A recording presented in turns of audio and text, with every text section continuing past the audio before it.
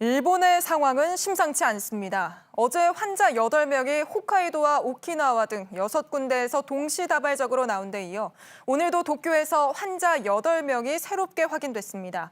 특히 이 중 7명은 그제 확진 판정을 받은 택시 운전사와 접촉한 걸로 알려졌습니다.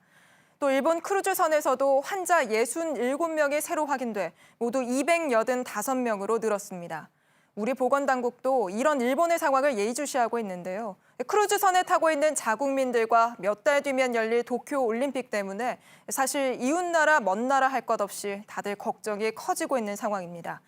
미국은 내일 저녁 전세기 2대를 보내 크루즈선에 있는 미국 국민들을 데려오기로 했습니다. 먼저 이 소식부터 고승혁 기자가 전해드립니다. 미국 정부가 코로나19 환자가 집단 발생한 일본 크루즈선 다이아몬드 프린세스호에서 자국민을 데려오기로 했습니다. 월스트리트 저널은 전세기 2대를 보내 미국인 380여 명과 그 가족들을 이르면 16일에 데려올 예정이라고 보도했습니다. 제1미국 대사관도 승선하고 있는 미국인을 내일 전세기로 대피시킨다고 발표했습니다. 귀국 대상은 미국인 승객 400여 명 중 코로나19 음성 판정을 받은 사람입니다. 발열과 기침 증상이 있는 승객은 제외됩니다. 이를 위해 미국 정부는 질병통제예방센터 요원을 보내 탑승객의 건강 상태를 확인하고 있습니다. 미국으로 내려온 승객은 캘리포니아 트래비스 공군기지에서 추가 검진을 받을 예정입니다. 이곳에는 중국 우한에서 온 미국인 230여 명이 이미 격리돼 검사를 받고 있습니다. 일본에서 온 미국인들은 이들과 별도의 공간에 머무를 것으로 알려졌습니다. 크루즈선에 탑승한 한국인은 승무원 5명을 포함해 14명입니다.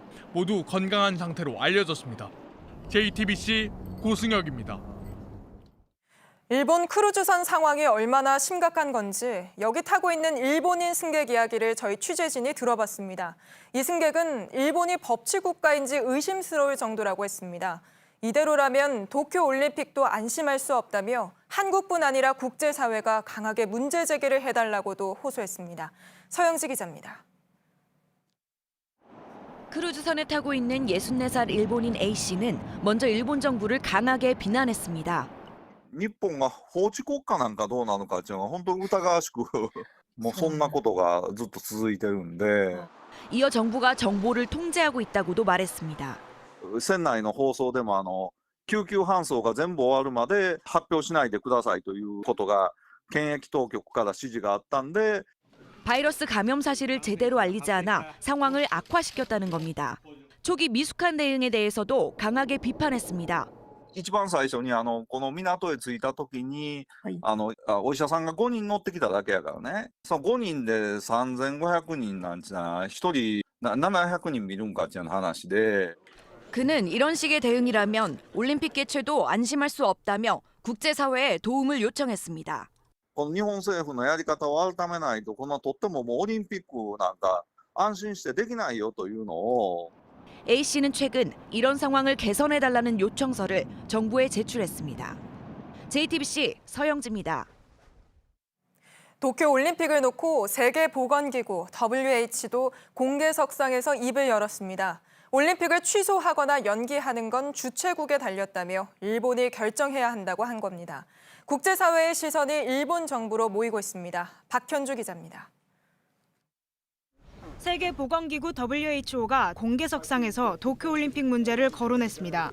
현재로선 WHO가 개최 여부와 관련해 왈가왈부할 사안이 아니란 겁니다.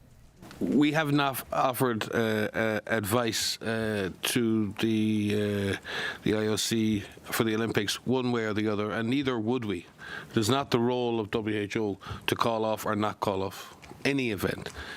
그러면서 결국 올림픽 주최국인 일본이 행사 취소나 연기 여부를 결정해야 한다는 입장을 내놨습니다. 일본에선 코로나19 감염 지역이 사실상 열도 전역으로 확산된 가운데 오는 7월 예정된 도쿄올림픽에 대한 불안감도 커지고 있습니다. 현재까지 일본은 올림픽 중단이나 연기를 고려하지 않는다는 입장을 고수하고 있습니다. 하지만 WHO의 언급으로 일본 정부가 어떤 결정을 내릴지에 대한 논란도 가열될 것으로 보입니다. 국제사회가 보다 적극적인 대응을 요구할 가능성도 있습니다. 실제로 앞서 국제올림픽위원회 IOC는 일본 내 코로나19 확산에 대해 예상하지 못했던 문제라고 우려했습니다. 그러면서 WHO와 협력해 어떤 대응을 하고 있는지와 같은 구체적인 방역 대책을 요구했습니다. 올림픽 개최 문제를 놓고 국제기구들이 차례로 나서 일본의 책임과 선택을 주문한 것으로 해석됩니다. JTBC 박현주입니다. 이렇게 일본 상황이 심각해지면서 우리 정부도 오늘 입장을 새로 내놨습니다. 바로 취재 기자와 이야기 나눠보겠습니다. 윤재영 기자가 나와 있습니다. 자, 윤 기자, 국내 상황이 사실 나아지고 있지만 이게 또 주변의 영향을 받을 수밖에 없는 거라 우리 정부 입장에서도 예의주시하고 있을 것 같은데 어떻습니까?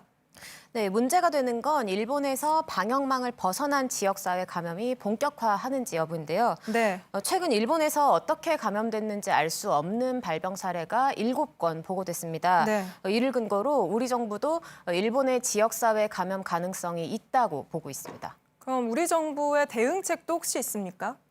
네, 정부는 심각성을 알고 있지만 일단은 예의주시한다는 입장입니다. 예. 특히 일본을 오염 지역으로 지정하는 것에 대해선 더 지켜봐야 한다는 입장입니다. 일본 정부가 역학조사를 하고 있기 때문에 이 조사 결과를 지켜본 다음에 판단을 하겠다는 겁니다. 관계자 발언 들어보시죠. 네. 우선 심각하게 바라보고 있다라는 점은 말씀을 드렸습니다. 그러나 아직까지 이것이 이 일본 지역 전체에 대한 그 방역의 조치를 특별히 달리해야 되는 수준인지에 대해서는 판단하기는 어렵습니다.